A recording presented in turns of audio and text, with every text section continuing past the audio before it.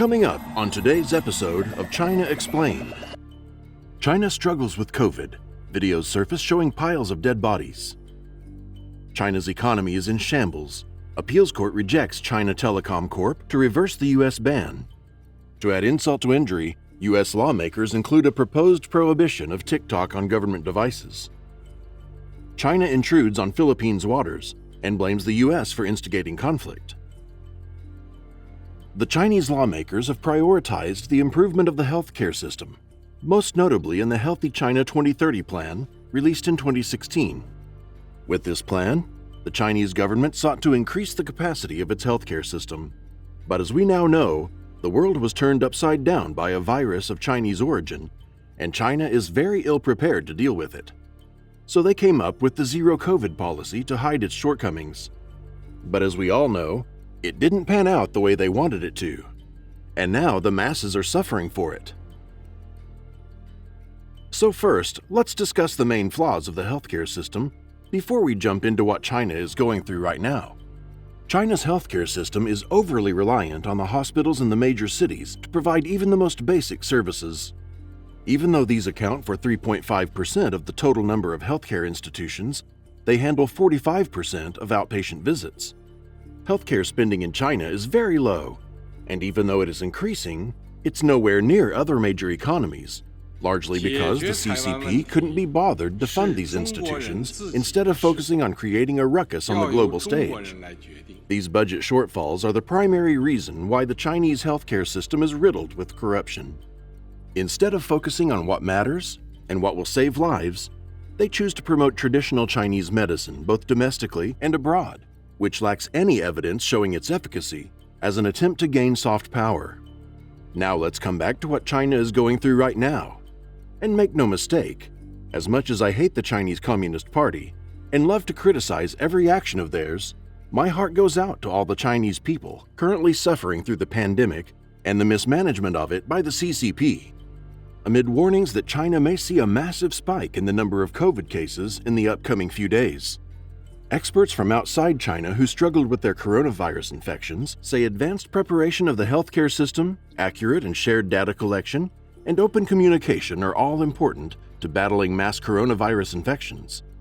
Many of those elements are lacking in the CCP, which believes that the one-party system is the best suited to handle this disease, and is sticking to its national pride and claiming that the Chinese vaccines are superior, despite evidence pointing towards the contrary.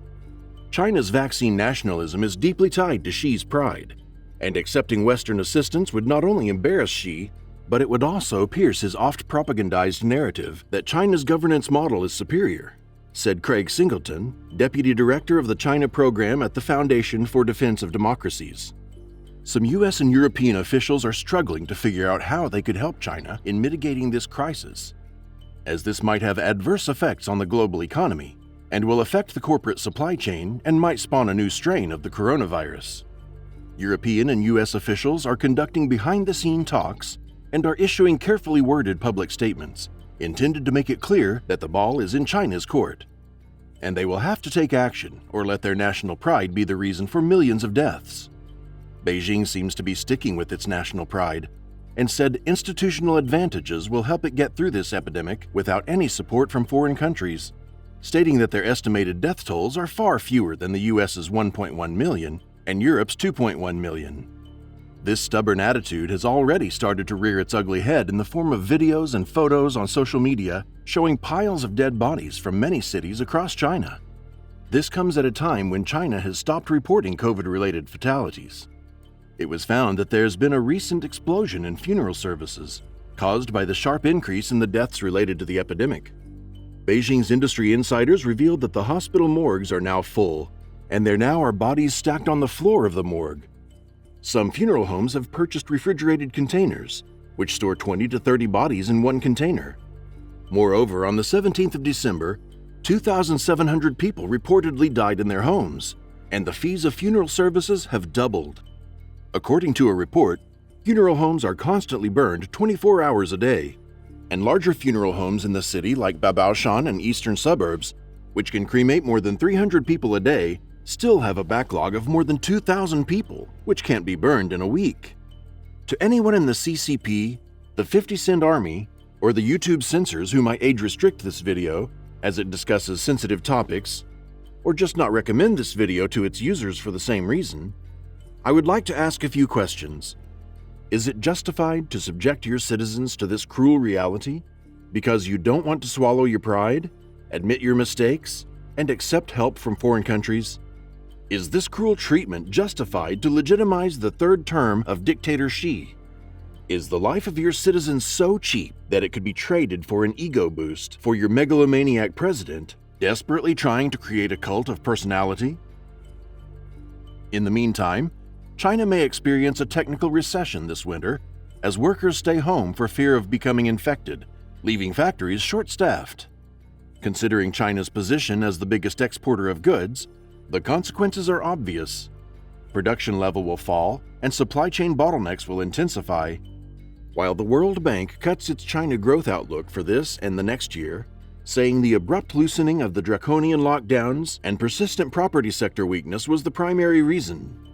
A report by the World Bank released on the 19th of December said it expected China's economy to grow 2.7% in 2022 and 4.3% in the following year as it reopens following the worst of the pandemic.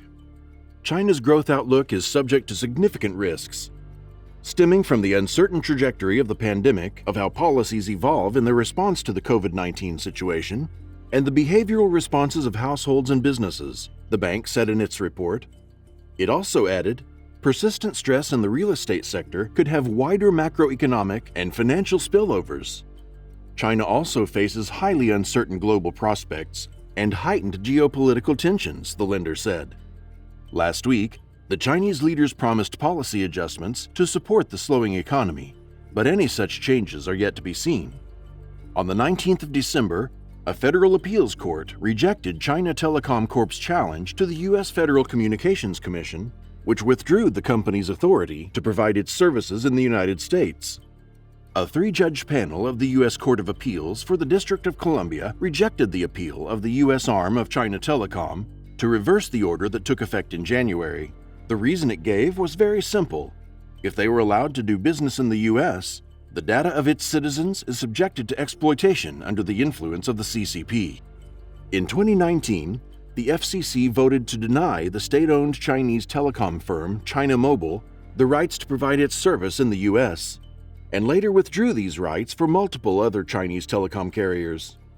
To make matters worse, the U.S. Senate last week voted on a bill sponsored by Republican Senator Josh Hawley to bar federal employees from using the ByteDance-owned short video app TikTok on government-owned devices. It was the latest action by U.S. lawmakers to crack down on Chinese companies amid national security fears. The proposal has won backing from Nancy Pelosi and the House Republican leader Kevin McCarthy. TikTok has responded by saying that the concerns were largely fueled by misinformation, which in other words mean, probably is true, but don't want you to look into it as it makes our lives a little difficult. This is what I understand by the term misinformation, as this is the exact term the CCP and its shills used to defend the Uyghur genocide in Xinjiang. The company also added that this legislation will not impact the 100 million plus Americans who use TikTok on their private or company-owned devices. Many federal agencies, including the White House and the Defense, Homeland Security, and State Departments, already banned TikTok from government-owned devices. State agencies in Louisiana and West Virginia became the latest to ban the use of TikTok on government devices over concern that China could use it to track Americans and censor content. Even when China is struggling with COVID and a crumbling economy, they still insist on being a general pain to the rest of the world. Last week, a swarm of Chinese vessels entered the exclusive economic zone of the Philippines. This is part of the tactic of salami slicing. Though it is not officially called that, the strategy they follow closely resembles the process of slicing salami. And if you are not aware of what salami slicing strategy means, let me give you a brief explanation of what it is. China's salami slicing is a strategy by which the CCP uses small provocations, none of which is enough to provoke international action or war, but cumulatively produce a result in favor of China, which if done all at once would be unlawful and difficult to perform. The term salami slicing strategy has been used to describe policies that incrementally improve China's foreign policy position. Advocates of the term have cited examples such as the alleged string of pearls strategy in the Indian Ocean as manifestations of the strategy. The term has also been compared to cabbage tactics, which involve swarming a maritime target with large numbers of boats.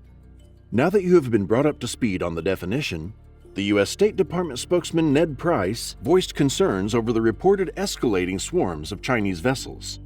He also commented on the incident involving a floating piece of a rocket in the waters of the Philippines, where the Chinese Coast Guard ship forcefully retrieved the object by cutting a line and attaching it to a Philippine boat, to which the Chinese embassy in Manila accused the United States of creating conflict between the Philippines and Beijing, saying that these were unfounded accusations and that the U.S. is using to stir up trouble in the South China Sea. But if you have stitched this far into the video, you have a good idea of what unfounded accusations means. The South China Sea has been the root of many disagreements between China and the U.S., with Washington calling it unlawful territorial claims by Beijing in the resource-rich waters. China claims vast swaths of the South China Sea as its own, and these claims overlap with the exclusive economic zones of Vietnam, Malaysia, Brunei, Indonesia, and the Philippines.